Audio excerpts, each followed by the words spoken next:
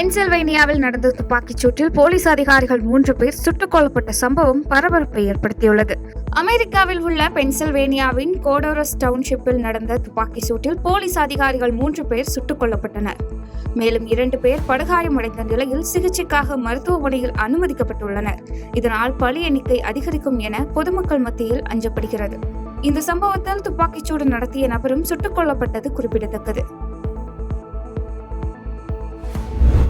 Israel ராணுவம் காசாவில் தரைவழி தாக்குதலை நடத்தி வரும் நிலையில் பொதுமக்கள் நகரத்தை விட்டு வெளியேற அனுமதிக்கும் வகையில் தற்காலிக போக்குவரத்து பாதை திறக்கப்பட்டுள்ளது. இஸ்ரேல் மீது காசாவை நிர்வகித்து வரும் ஹமாஸ் பயங்கரவாதிகள் கடந்த 2023 திடீர் தாக்குதல் நடத்தினர்.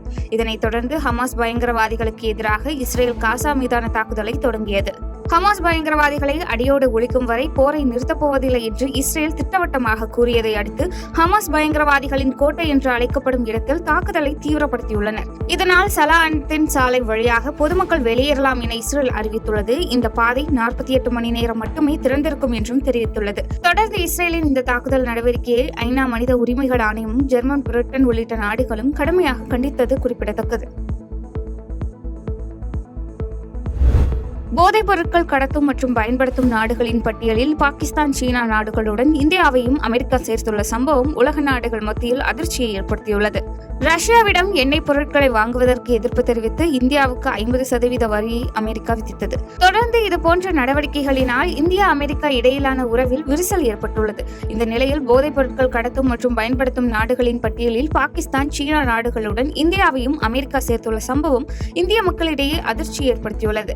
இதில் ஆப்கானிஸ்தான், பொலிவியா உள்ளிட்ட 5 நாடுகள் போதைப்பொருள் புழக்கத்தை தடுப்பதில் தோல்வியடைந்து விட்டதாகவும் குறிப்பிடப்பட்டுள்ளது.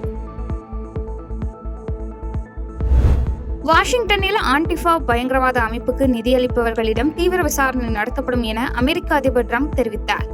அமெரிக்க அதிபர் டொனால்ட் ட்ரம்ப் தனது நெருங்கிய உதவியாளரும் வலதுசாரி அரசியல் ஆர்வலருமான சார்லி கிர்க் படுகொலை செய்யப்பட்ட சில நாட்களுக்கு பிறகு தீவிர இடதுசாரி பாசிச எதிர்ப்பு இயக்கமான ஆன்டிஃபாவை பயங்கரவாத அமைப்பாக அறிவித்தார்.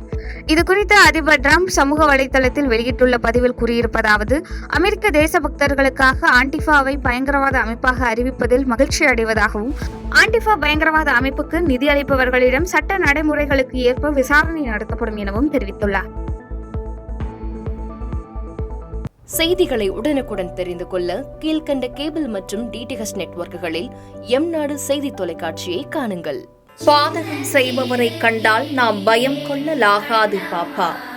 மோதி மிதித்துவிடு பாப்பா, அவர் முகத்தில் உமிழ்ந்துவிடு பாப்பா. அண்மை செய்திகளை உடனுக்குடன் தெரிந்து கொள்ள இணைந்திருங்கள் எம்நாடு தொலைக்காட்சியுடன்.